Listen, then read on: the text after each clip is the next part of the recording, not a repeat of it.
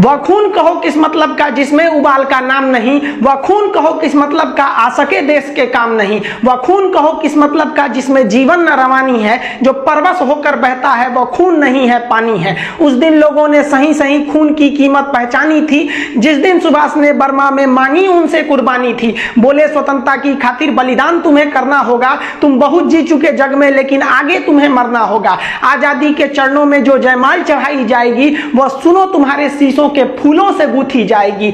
आजादी का संग्राम कहीं पैसों पर खेला जाता है, यह शीश कटाने का सौदा नंगे सर झेला जाता है। अजानू बाहू ऊंची करके वे बोले रक्त तुम मुझे देना, बदले में भारत की आजादी तुम मुझसे लेना। हो गई सभा में उथल पुथल, सीने में दिल न समाते थे, स्वर इंकलाब के नारे कोसों तक छाए जाते थे। हम देंगे देंगे रक्त बस यही शब्द सुनाई देते थे, रण में जाने को युवक खड़े तैयार दिखाई देते थे। बोले सुभाष वह आगे आए जिसके तन में भारतीय खून बहता हो, वह आगे आए जो खुद को हिंदुस्तानी कहता हो, वह आगे आए जो इस खूनी हस्ताक्षर करता हो, मैं कफन बढ़ाता हूं वह आगे आए जो इसे हंस कर लेता है। सारी जनता हुंकार उठी हम आते हैं माता के चरणों में हम अपना रक्त चढ़ाते हैं। उस दिन देखा साहस से भरे युवक बढ़ते ही जाते थे, चाकू छुरी कटारों से वे अपना रक्त बहाते थे, फिर उस रक्त की स्याही में वे अपनी कलम डुबाते थे और आजादी के परवाने पर हस्ताक्षर करते जाते थे। उस दिन तारों ने देखा हिंदुस्तानी विश्वास नया, जब लिखा भारत के महावीरों ने खून से इतिहास नया। आप सभी देशवासियों को स्वतंत्रता दिवस की हार्दिक शुभकामनाएं। यह स्वतंत्रता दिवस हमारा हमेशा बरकरार रहे। हम लोगों को ये जो आजादी मिली है ये इतने आसानी से आजादी नहीं मिले, वो आजादी के लिए न जाने कितने वीरों ने अपने बलिदान दिए हैं। इसको दक्षिण का याद करिए, टीपू सुल्तान, वो मराठाओं की शक्ति, वो राजपूतों का बलिदान, वो सिखों की तलवार, झांसी की रानी, वो 11 साल का लड़का खुदीराम बोस जिसकी दाढ़ी मूछ नहीं थी, फिर भी उसने अंग्रेजों के आगे डट कर मुकाबला किया और अंग्रेजों ने उस बच्चे को फांसी चढ़ा दिया। वो सुभाष चंद्र बोस याद कीजिए, वो भगत सिंह, चंद्रशेखर आजाद, अशफाकुल्लाह खान, राम प्रसाद बिस्मिल, न जाने कितने वीरों ने इस देश को सींचा है अपने रक्त से, तब हमें ये आजादी मिली है। लेकिन आज भी अशिक्षितता के अभाव में, अशिक्षितता के कारण हम इस आजादी को अच्छे से नहीं ले जा पा रहे हैं। जितना देश को आगे जाना चाहिए, अभी भी देश को आगे ले जाने की जरूरत है। अभी हमको लड़ना है अशिक्षितता से। अगर हम अशिक्षित रहेंगे तो कभी आगे नहीं जा पाएंगे, हमारा देश का नाम उतना आगे नहीं जा पाएगा जितना हमें जाना चाहिए। इसलिए वर्तमान समय में आपको वो कोई ऐसा नहीं है कि अब आपको कोई अंग्रेजों से लड़ना, अभी आपको लड़ना है अंधविश्वास से, अभी आपको लड़ना है ऊंच नीच से, अभी आपको लड़ना है क्षेत्रवाद से कि तुम दक्षिण भारत को, हम उत्तर भारत के, तुम बिहारी, हम ये हम वो, मतलब ये सब चीजों से अभी लड़ना है। अभी लड़ना है अंधविश्वास से, जाति धर्म ऊंच नीच, इन सारी चीजों से लड़के हमें एक होना है। और यह जिस दिन हमें लग जाएगा कि नहीं, हिंदुस्तान के हर व्यक्ति के अंदर यह भावना आ जाएगी कि हमने अपने जाति धर्म ये सब बाद में, पहले हम सब एक हिंदुस्तानी हैं, ये भावना जिस दिन आ जाएगी उस दिन हमें सच्चे मायने में आजादी मिल जाएगी।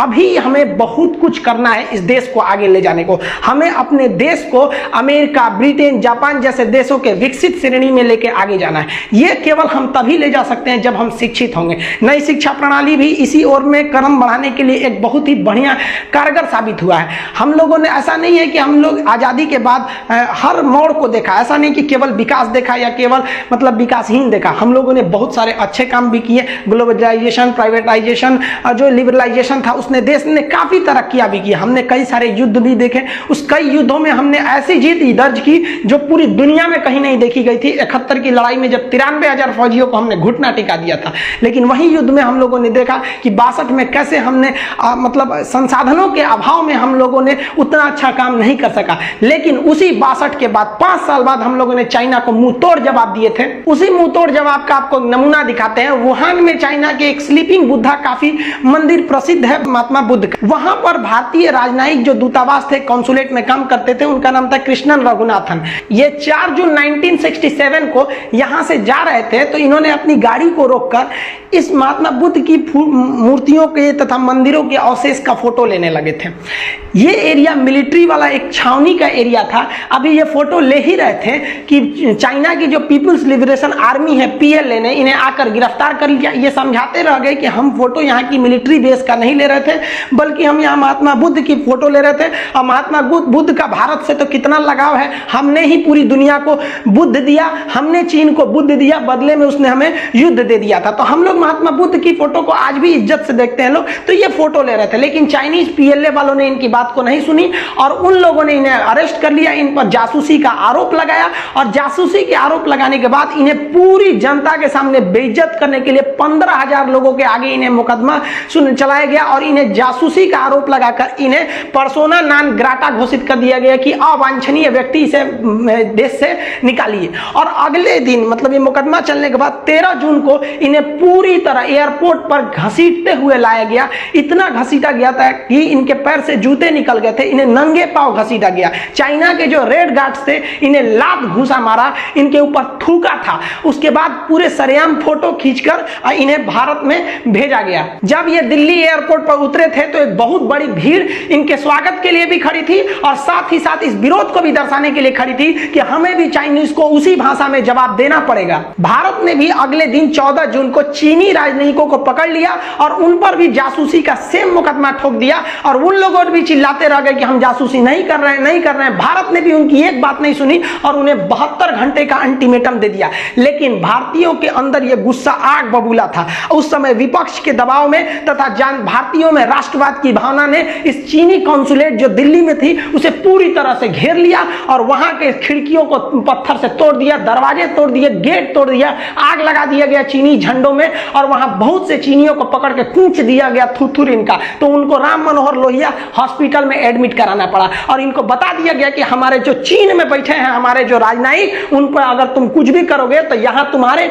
जो राजनयिक दिल्ली में बैठे हैं वो बचकर नहीं जाएंगे। भारत के इस घटना ने जो दिल्ली में उनके राजनयिकों पर हमला किया था, इससे चाइना आग बबूला हो गया और चाइना को लगा कि वो बहुत बड़ा पावरफुल है। उसने भारतीय राजदूतावास जो थी वहां पर उसको घेर लिया और उसके अंदर 63 भारतीय महिलाएं भी थी, उसमें बच्चे भी थे, उन सबों को परिवार के साथ घेर लिया और चीन की जो रेड गार्ड्स थी पूरी तरह से घेर ली। चीन के लोग भी यहां पर तोड़फोड़ करने लगे, यहां के खिड़की दरवाजे तोड़ दिए गए, यहां पे भी थोड़े बहुत आगजनी किए गए। लेकिन यहां चीन ने वो चाल किया कि यहां पर सप्लाई लाइन रोक दी गई। जो छोटे बच्चे थे उनके लिए जरूरी नाश्ता, खाना, दूध, पानी, ये सबको भी सप्लाई रोक दिया गया। और हद तो तब हो गई जब वहां पर अमेरिका, ब्रिटेन, जापान जैसे देशों के भी दूतावास थे, उन लोग भी क्या किए कि अपनी मदद से भेजे कि उस सामान के अंदर जो लोग हैं वो लोग भी कुछ खा पी ले।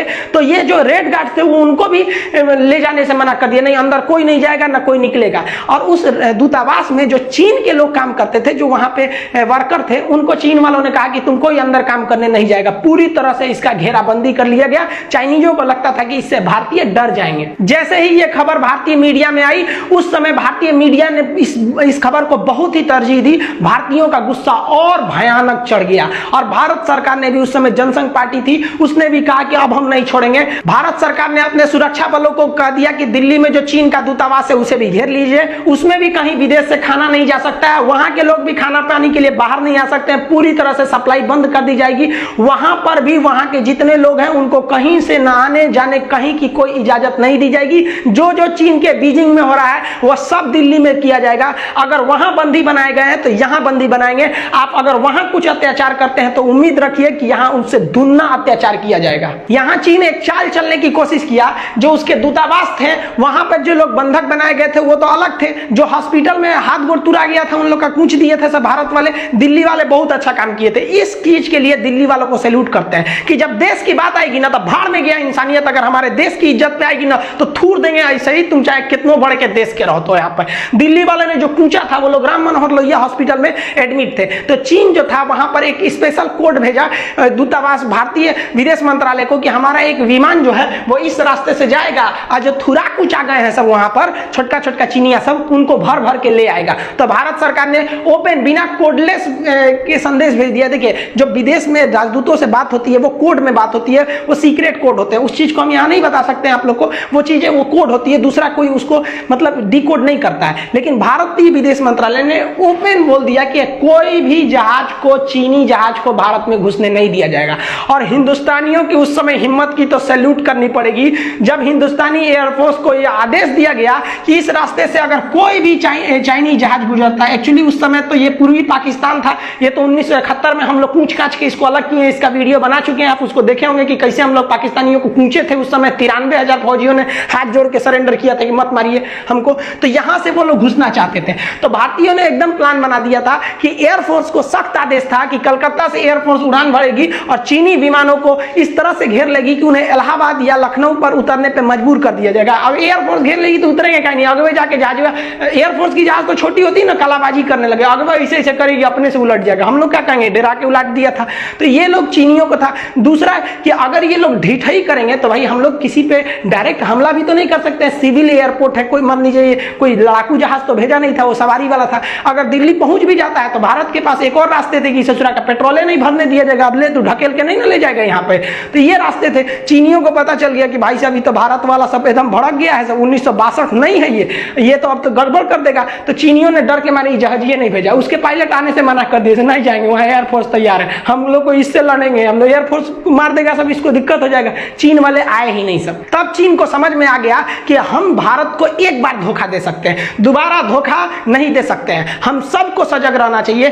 पाकिस्तान और चीन पर भरोसा करना और उनसे दोस्ती रखना मतलब अपने बेडरूम में सांप को सुलाना है। इस साले कब काटेंगे सब किसी को नहीं पता है। ये पैदे इसीलिए हुए हैं सब ताकि इनको धोखा दिया जाए। चीन को उसकी औकात समझ में आ गई कि अब हमारे जो राजदूत जो फंसे हैं सब दिल्ली में, आधा तो हॉस्पिटल में है, आधा दूतावास में है सब। अब भारतीयों का गुस्सा एकदम बढ़ते जा रहा था। तभी खबर आई कि चीन ने भारतीय दूतावास जो चीन में है उसकी जो घेराबंदी की थी उसे हटा दिया गया, खाने पीने की सप्लाई फिर से चालू कर दी गई। तब भारत ने भी यहाँ क्या किया कि जो उनके राजदूत थे जिन पर जासूसी का आरोप लगा था, तो हमारे कैसे जासूस हमारे दूतावास को पीट पीट के अपलाए थे हमारे राजदूत को, भारत ने भी उनको घसीटते हुए रोड पर लाया, ऐसी ही भीड़ में लाया, अब फोटो खिंचवा के एयरपोर्ट पे बैठाया, अब पूरी दुनिया को दिखा दिया कि देखिए ये चाइना का राजदूत है। और अब तब भारत ने कर दिया, जब भारत ये सब होने के बावजूद चीन को स्पष्ट संदेश भेज दिया कि आपको भारत में दूतावास खोलना है तो खोलिए, लेकिन आपकी सुरक्षा की गारंटी हम नहीं लेते हैं, क्योंकि हमारी देश की जनता कूच देगी ना तो फिर हम नहीं है। आपका मन है तो रखिए, नहीं मन है तो मत रखिए। चाइना ने 80% लोगों को बुला लिया। हमको तो लगता है ससुरे भाग गए सब डर के मारे काठमांडू के रास्ता से कि दिल्ली वाला कूच देगा सब। एक नंबर काम किया सब दिल्ली वाले। तो आपको क्या लगता है चीन बहुत शक्तिशाली है? हम लोगों को देखिए सबसे बड़ा रिस्क क्या होता है, रिस्क नहीं लेना। इतनी औकात नहीं है। हम सब जिस दिन एक खड़े हो जाएंगे ना उस दिन औकात दिखा देंगे चाइना के कि तुम क्या चीज हो। बस चाइना में क्या है कि वहां पे देश बड़ा होता है, वो अंदर वो लोग क्या है ऊंच नीच, वहां पे भी है गरीबी अमीरी जात धर्म वहां भी है, लेकिन वो देश के नाम पर एक हो जाते हैं। हम लोग को क्या है कि भाई साहब हम लोग किसी के क्या है अंधभक्त है और किसी के अंध विरोधी है। मतलब वो कुछ करेगा हम ससुरा का विरोध करेंगे, और कुछ ऐसे भी लोग हैं कि कुछ भी करेगा तो समर्थन करेंगे। ऐसा नहीं है। जब देश की बात आनी चाहिए तो हम सबको एक हो जाना चाहिए। आप कमेंट करके बताइएगा कि भारत के लोगों ने जो पूछा था 1967 में वो ठीक किया था कि नहीं, और क्या 2020 में भी गलवान में घुस के पूछना चाहिए कि नहीं पूछना चाहिए। हमारे हिसाब से तो मोदी जी को कहना चाहिए कि एक बार छूट दे दीजिए गलवान जाने का, ससुरा पूछ के आ जाएंगे लोग, एक नंबर रहेगा। 1962 से लेकर आज तक दहल रहा है दिल में, कितना देर से आग लेके रखेंगे। ज्वालामुखी जो होता है ना उसको फटना जरूरी होता है, नहीं तो एक दिन भयानक विस्फोट कर जाता है। और अरुणाचल प्रदेश से लेकर लद्दाख से लेकर हम सबको साथ खड़े रहना पड़ेगा। और बहुत हम हाथ जोड़ के आप सबका धन्यवाद देते हैं जो चाइनीज सामानों का बहिष्कार किया, तो गवर्नमेंट को इतना मनोबल मिल गया ना कि गवर्नमेंट को एकदम विश्वास हो गया कि नहीं हम अब चाइना से युद्ध भी कर देंगे ना तो पब्लिक हमारे साथ में है। ये चीज बहुत बेहतरीन है। राष्ट्र के पहले हमारा राष्ट्र होना चाहिए, पहले हमारा राष्ट्र, बाद में कुछ है हम हैं, पहले हम हिंदुस्तानी हैं। और ये भावना रहेगी ना तो चीन को हम लोग 2030 तक उनको बढ़िया से उनका सबक सिखाएंगे। उनका दूसरा सबसे बड़ा पार्टनर हम लोग बन जाते हैं लोग, और हमारी जमीन को कब्जा करेंगे। जो 1967 में हुआ वो 2020 में भी वही खोज रहा है। आज सुबह ही मोदी जी ने भी कह दिया था कि चीन के कहने पर या किसी विदेशी ताकतों के कहने पर भारत अपनी सड़कों को नहीं रोकेगा। हम कश्मीर से कन्याकुमारी तक सड़क बनाएंगे और हम बनाएंगे। मेन बवाल जो हुआ था सड़क बनाने का ना, देख लो चाइना हमारी सड़कें बनकर रेडी हो गई। झारखंड से लेके गए थे मजदूरों को वहां सड़क बनाने के लिए। यहां पर हम सबको एक साथ खड़ा होना चाहिए। जब भी देश पर कोई संकट आता है ना तो एक साथ खड़ा होना चाहिए। लेकिन आप भी याद कीजिए गलवान के मुद्दे पर हम गवर्नमेंट के साथ खड़े थे, पल पल साथ खड़े थे, यहां तक कि युद्ध में भी हम साथ खड़े रहेंगे। लेकिन कोरोना के मैटर पे हम कहीं ना कहीं गवर्नमेंट से थोड़ा थोड़ा अलग हो गए थे। गवर्नमेंट जो लॉकडाउन खोली थी या जो इसमें जो ढील दी वो गवर्नमेंट को पता था कि हम लोग जो दे रहे हैं इससे कोरोना बढ़ेगा, लेकिन मीडिया ने या फिर पब्लिक ने इतना ना प्रेशर बना दिया जिसका कोई हद नहीं। ये मानते हैं कि लॉकडाउन से गरीबी बढ़ेगी, भूखमरी आएगी, बहुत से लोग की जान भी जाएगी, लेकिन इतना तो हम गारंटी लेते हैं कि लॉकडाउन से 40,000 लोग नहीं मरते जो कोरोना से मर गए।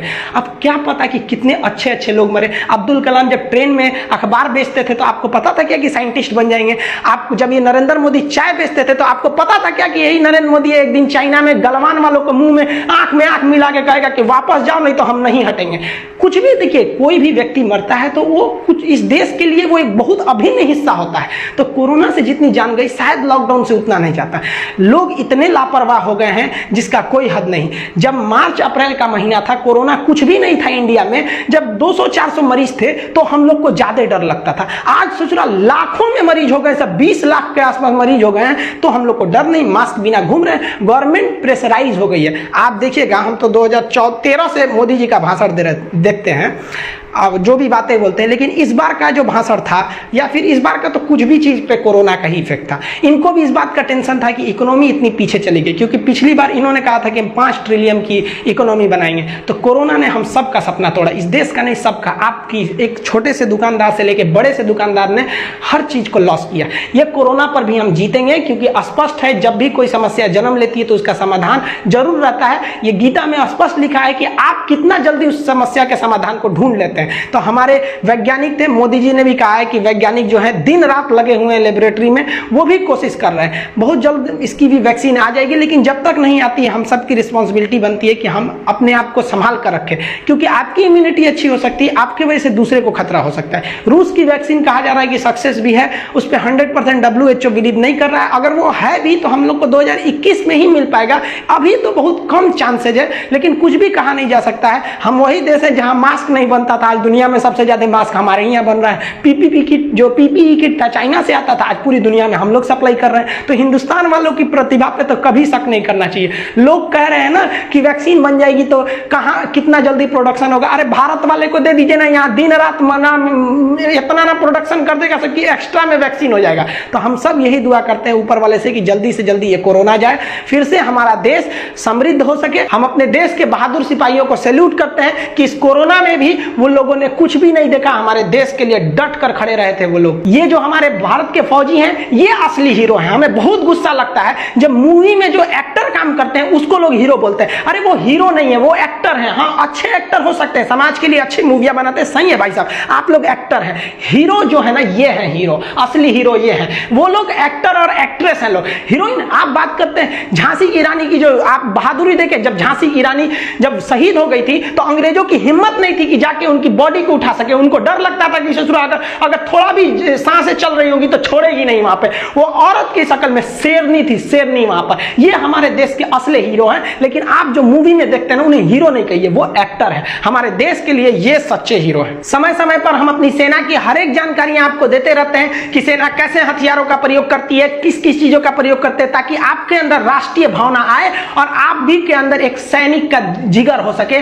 सैनिक केवल वो नहीं होता है जिसके पास हथियार हो, मेंटली भी आपको तैयार रहना पड़ेगा ताकि देश के लिए जब जरूरत पड़े तो आप आगे आ सके। हमारे सैनिकों के कदम से कदम मिलाकर चल सके ताकि इस देश के निर्माण में हम सब का योगदान हो। और भारत मां का जो परचम है पूरी दुनिया में ला रहा है और दुनिया याद करे, मिसाल दे कि एक देश का, कि वह देश भारत जहां हजारों किस्म की भाषाएं बोली जाती है, 10 रंग के लोग रहते हैं, हर तरह की जलवायु पाई जाती है, ऊंच नीच बड़ा जाति धर्म हर चीज है, लेकिन जब देश की बात आती है तो हम सब एक रहते हैं। आप लोग के मन में एक डाउट है कि जो एप्लीकेशन आ जाएगा ऐप, तो क्या यूट्यूब पे वीडियो नहीं आएंगे? यूट्यूब पर वीडियो आते रहेंगे जैसे आ रहे हैं, ऐप पर भी पढ़ाई होती रहेगी। देखिए पढ़ाई का जो टॉपिक है, जो मेन टॉपिक है, वो इस पे भी होते रहेगा। एक्चुअली क्या होता है ना कि यूट्यूब पे अगर पढ़ाई का टॉपिक डाल दिया जाता है तो कुछ ऐसे भी है सब ससुरा जिनको पढ़ना उड़ने से कोई मतलब नहीं है, वो देख के कहते हैं ये कौन चीज है यहाँ पर। तो भाई ट्रक का माल टेम्पू में लोड नहीं होता है। तो जो मेन पढ़ाई का चीज है वो इसमें रहेगा। जो यूट्यूब पर वीडियो आते रहते हैं इंटरनेशनल रिलेशन के बारे में, वो आते रहेंगे।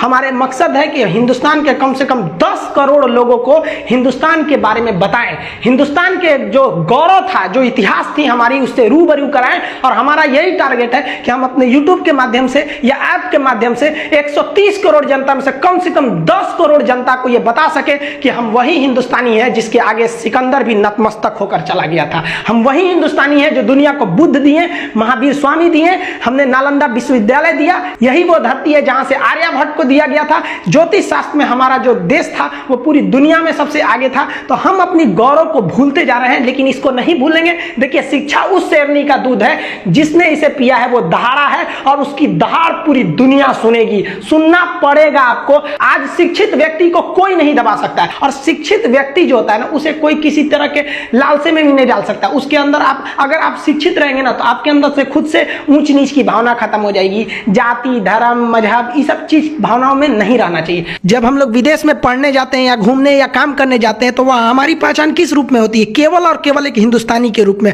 और वहां हमें कोई समस्या हो जाए तो कौन बचाने आएगा? कोई धर्म गुरु जाएगा बचाने के लिए कि आ जाओ? वहां जब भी बचाने जाएगा तो आपका देश जाएगा, हिंदुस्तान की एम्बेसी बचाएगी, और आपके भी मन में यह भावना रहती है कि हमारा देश हमें बचा लेगा। विदेश में फंसने के बाद आपको धर्म, जाति, ऊंच नीच याद नहीं रहता है, तब केवल याद रहता है कि हिंदुस्तान है हमारा देश। देखिए, बहुत से लोगों का डाउट है कि सर ऐप जब आ जाएंगे तो क्या हम केवल ऐप पर जाके ऑनलाइन पढ़ाएंगे या फिर यूट्यूब पे भी पढ़ाएंगे? देखिए, हम दोनों पे पढ़ाएंगे। यूट्यूब पे जो जैसे चल रहा है वो वैसे चलते रहेगा, यूट्यूब में कोई चेंजिंग नहीं आएगी। ऐप पर आपका सब्जेक्ट वाइज एकदम सिस्टमेटिक तरह से पढ़ाई चलेगा। और कुछ लड़कों को फी को लेकर टेंशन है, फी का जिस दिन हम रिवील करेंगे उस दिन आप सोच सकते हैं एकदम मिनिमम फी रखा जाएगा। और ऐप के लिए ये जो इंटरनेशनल रिलेशन है कि हमारा किस देश से कैसा संबंध है, वीटो क्या चीज होता है, हमारा कौन से समिट में भाग लेते हैं अफ्रीकी देशों से। आप देखे होंगे फलस्तीन को लेकर हम लोग जो थे वो इजराइल से संबंध तोड़े हुए थे। इजराइल से हम इसलिए संबंध नहीं रखते थे कि अरब देश वाले नाराज हो जाएंगे, खुद आज अरब वाले इजराइल से दोस्ती बढ़ा लिए हैं। तो हमारा एशिया में क्या संबंध है, मिडिल ईस्ट में क्या है, सेंट्रल एशिया, ये संबंध बहुत जरूरी है। उन लोगों के लिए तो खास करके जरूरी है जो कमीशन लेवल की तैयारी करते हैं, पीसीएस और यूपीएससी की तैयारी करते हैं, उनके लिए ये जरूरी है। और डीप नॉलेज जरूरी है, ऐसा नहीं कि ऊपर ऊपर कहाँ कौन सा समझौता हुआ है, ये इंटरव्यू तक में भी आपका पूछता है। तो ये ऐप पर बहुत जल्दी ये चीज लॉन्च हो जाएंगे। मैप का क्लास स्टार्ट हो जाएगा सबसे पहले, और इंटरनेशनल रिलेशन, बायोलॉजी, पॉलिटी, ये सब चीजें स्टार्ट होंगी। हर 10-10 दिन पे सब्जेक्ट स्टार्ट होते रहेंगे। कुछ लोगों का कहना है कि सर यूट्यूब पे ही क्यों नहीं पढ़ा दे रहे हैं? तो देखिए, यूट्यूब पे पढ़ाने के कुछ नियम कानून है कि यूट्यूब पर अगर हम पढ़ाएंगे तो यूट्यूब के नियम्स को फॉलो करना पड़ेगा। कुछ चीजें हैं जो आपको हम बताना चाहते हैं लेकिन यूट्यूब पर आके नहीं बता सकते। इस पे भी 75 नियम है। ऐप रहता है तो वो हमारे हिसाब से चलता है, उस पर किसी के नियम कानून नहीं रहते। हम आपको खुलकर पढ़ा सकते हैं, आप खुलकर हमसे क्वेश्चन पूछ सकते हैं। ये सब चीजें यूट्यूब पर पॉसिबल नहीं थी, इसलिए यूट्यूब पर नहीं आ सके। ऐप पर जाने का एक और कारण था, देखिए हमने देखा कि गांव के लेवल पे काफी शिक्षा का लेवल नीचे है। अब जैसे मान लीजिए हम लोग तो इलाहाबाद से पढ़े, अब बहुत से लड़कों लोग अलग अलग यूनिवर्सिटीज हैं सब जो बहुत लेवल के हैं, और सब लोग नहीं ना जाके पढ़ सकता है इलाहाबाद में या फिर जेएनयू में या कहीं पे, तो उनको भी तो चाहिए उस लेवल की शिक्षा। तो मेरा यही मतलब था कि एक आपको ग्लोबल लेवल का स्टैंडर्ड आपको एकदम मिनिमम फी में आपको पहुंचाया जा सके, इसलिए हम ये दोनों माध्यम से आपसे जुड़ना चाहते हैं। हमारा यही है कि हम अपने जीवन में कम से कम 10 करोड़ हिंदुस्तानियों का उद्धार कर सके ताकि इस देश को आगे बढ़ाया जा सके। इसलिए हम दोनों प्लेटफॉर्म को चुने, यूट्यूब भी चालू रहेगा और ऐप भी रहेगा। इसमें आप अपनी हर एक डाउट को पूछ सकते हैं। ऐप लॉन्च की घोषणा कभी भी हम आके यूट्यूब पर कर सकते हैं। आप सभी को स्वतंत्रता दिवस की ढेर सारी शुभकामनाएं। मिलेंगे अगले वीडियो में, तब तक के लिए जय हिंद, भारत माता की जय।